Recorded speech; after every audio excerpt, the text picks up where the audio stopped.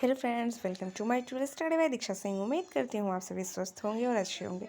तो फ्रेंड, आज के जीएसके की क्लास में जो पहला प्रश्न आपकी स्क्रीन पे दिखाई दे रहा है वह है आपसे पूछता, भारत की उत्पत्ति का का संबंध प्राचीन काल में किस प्रतापी राजा से है।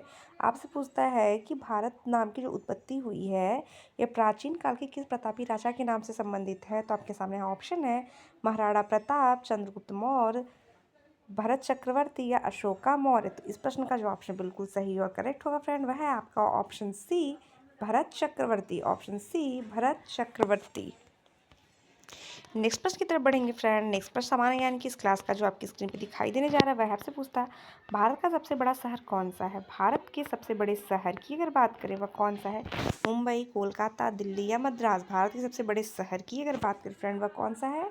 मुंबई, कोलकाता, दिल्ली या मद्रास। इस प्रश्न का जो ऑप्शन सही होगा वह है आपका option A, Mumbai. Option A, Mumbai. Next प्रश्न की तरफ बढ़ेंगे फ्रेंड। नेक्स्ट प्रश्न आपकी स्क्रीन पर है, भारत का सबसे बड़ा राज्य। आप ध्यान दीजिएगा, इसके पहले के प्रश्न में पूछा गया था आपसे कि भारत का सबसे बड़ा शहर कौन सा है।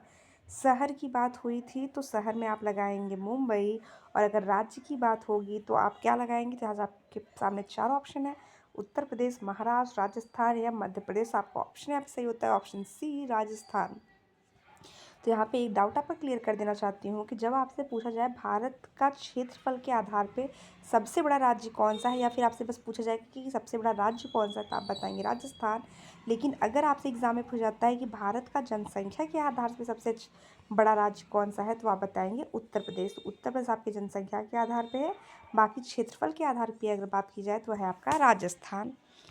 नेक्स्ट प्रश्न की तरफ बढ़ेंगे फ्रेंड। नेक्स्ट प्रश्न आपकी स्क्रीन पर है, भारत में कुल कितने राज्य हैं। तो भारत में कुल 8, 28, 29, 36 या 15। तो भारत में कुल कितने राज्य हैं। तो भारत में कुल राज्यों की संख्या अगर आपसे पूछे तो ऑप्शन ए यहाँ सही होता है, टोटल 28। कुल टोटल 28 यहाँ पे राज्य हैं। नेक्स्ट प्रश्न की तरफ बढ़ेंगे फ्रेंड। नेक्स्ट प्रश्न आपकी स्क्रीन पर है, भारत की सबसे लंबी नदी कौन सी है। तो भारत की सबसे लंबी नदी की अगर बात करें तो वह नदी आपकी 2525 किलोमीटर लंबी है। तो वह नदी कौन सी है, गंडकी, कोसी, ब्रह्मपुत्र, गंगा। तो भारत की सबसे लंबी नदी पे अगर हम चर्चा करते हैं फ्रेंड तो है आपका ऑप्शन डी, गंगा नदी। गंगा नदी की लंबाई कितनी है, 2525 किलोमीटर। अगले प्रश्न पे हम चर्चा करेंगे फ्रेंड। अगला प्रश्न आपके स्क्रीन, भारत की सबसे चौड़ी नदी। ध्यान दीजिएगा, लंबाई की अगर बात करेगा तो लंबाई की अगर बात करें तो आप जाएंगे यहाँ पे गंगा नदी पर। और यदि आपसे चौड़ाई की बात करें, चौड़ाई की अगर बात करें तो आपके सामने चार ऑप्शन है, ब्रह्मपुत्र, गोमती, गंगा या चंबल। तो चौड़ी की अगर बात करें तो ऑप्शन ए, ब्रह्मपुत्र नदी। सबसे लंबी नदी की बात अगर की जाएगी तो गंगा नदी, और सबसे चौड़ी नदी की बात की जाएगी तो है आपका ऑप्शन है ब्रह्मपुत्र नदी। अगले प्रश्न पे बढ़ेंगे फ्रेंड। अगला प्रश्न आपकी स्क्रीन पर है, वह है आपसे पूछता, भारत का सबसे ऊंची मीनार कौन सी। भारत की सबसे ऊंची मीनार कौन सी है। चार मीनार, कुतुब मीनार, झूलता मीनार या शहीद मीनार। भारत की सबसे ऊंची मीनार पे अगर हम चर्चा करते हैं फ्रेंड वह है आपका ऑप्शन ए, चार मीनार। ऑप्शन ए, चार मीनार। सामान्य ज्ञान की क्लास का अगला प्रश्न आपकी स्क्रीन पर है फ्रेंड, वह भी बहुत ज़्यादा इंपॉर्टेंट है आपका। सामान्य ज्ञान की जीएस की क्लास में पूछा गया प्रश्न, भारत का सबसे लंबा बांध कौन सा है। भांगड़ा नागल बांध, इंदिरा सागर बांध, हीराकुंड बांध या नागार्जुन सागर बांध। तो नागार्जुन सागर बांध आपके कहाँ पे है। तो नागार्जुन सागर बांध की अगर बात करें तो यह है आपके आंध्र प्रदेश में। आंध्र प्रदेश में। भांगड़ा नागल बांध की बात करें तो ये आपके कहाँ पे बना हुआ है। तो यह है आपके सतलज नदी पे बना हुआ है। सतलज नदी पर ये बांध बना हुआ है। आपके सामने यहाँ पे मैं दो छोड़ती हूँ, ये सभी आप बताइएगा कि इंदिरा सागर बांध जो है ये किस नदी के ऊपर निर्मित है और हीराकुंड बांध किस नदी के ऊपर निर्मित है। तो फिलहाल आपको यहाँ पे ये बताना है कि भारत का सबसे लंबा बांध कौन है। भारत के सबसे लंबे बांध की बात करें तो वह हीराकुंड बांध है, वह है हीराकुंड बांध। नेक्स्ट प्रश्न की तरफ चलेंगे फ्रेंड। नेक्स्ट प्रश्न सामान्य ज्ञान की क्लास का जो आपकी स्क्रीन पर है वह आपसे पूछता, भारत का सबसे लंबी सुरंग कौन सी। भारत की सबसे लंबी सुरंग की अगर बात करें तो वह कौन सी है। चेनानी, नैसारी सुरंग या जवाहर सुरंग या मलीगुंडा सुरंग या फिर कामसेट सुरंग। भारत के सबसे लंबे सुरंग की अगर बात करें तो वह है आपका चेनानी नैसारी सुरंग। चेनानी नैसारी सुरंग। अगला प्रश्न आपकी स्क्रीन पर है फ्रेंड, वह आपसे पूछता, भारत का सबसे ऊंची मूर्ति। भारत की सबसे ऊंची मूर्ति किसकी है। Harmandir Sahib, Hampi, Statue of Unity या गोमतेश्वर। गोमतेश्वर की जो विशाल मूर्ति है ये आपके कहाँ पे है, यह है आपके कर्नाटका में है। यह है आपके कर्नाटका में। आपसे यहाँ पूछा भारत की सबसे ऊंची मूर्ति कौन थी। भारत की सबसे ऊंची मूर्ति की अगर बात करें तो है आपका स्टैचू ऑफ यूनिटी। जो स्टैचू ऑफ यूनिटी ये कहाँ पे, गुजरात के वडोदरा में है। कहाँ पे है फ्रेंड, यहाँ पे कुछ इंपॉर्टेंट फैक्ट्स नोट करिए इससे। यहाँ पे कुछ इंपॉर्टेंट फैक्ट्स पे हम चर्चा करेंगे। तो स्टैचू ऑफ यूनिटी ये आपके कहाँ पे है, वडोदरा में है।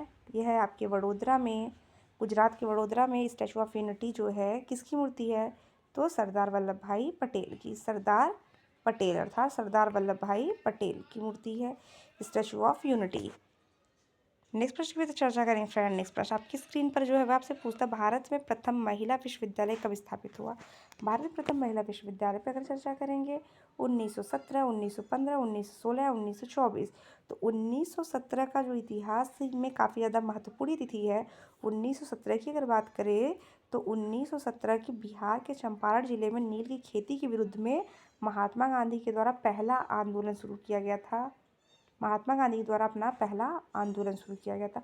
1915 की अगर बात करें तो 1915 को दक्षिण अफ्रीका से महात्मा गांधी भारत लौटे थे। 1915 की अगर बात करें तो महात्मा गांधी दक्षिण अफ्रीका से भारत को लौटे थे। यहाँ भी बचता है 1916। तो भारत में प्रथम महिला विश्वविद्यालय कब स्थापित हुआ, तो ऑप्शन सी 1916 में। नेक्स्ट प्रश्न पे चर्चा करेंगे फ्रेंड। नेक्स्ट प्रश्न आपकी स्क्रीन पर है भारत का प्रथम महिला विश्वविद्यालय है।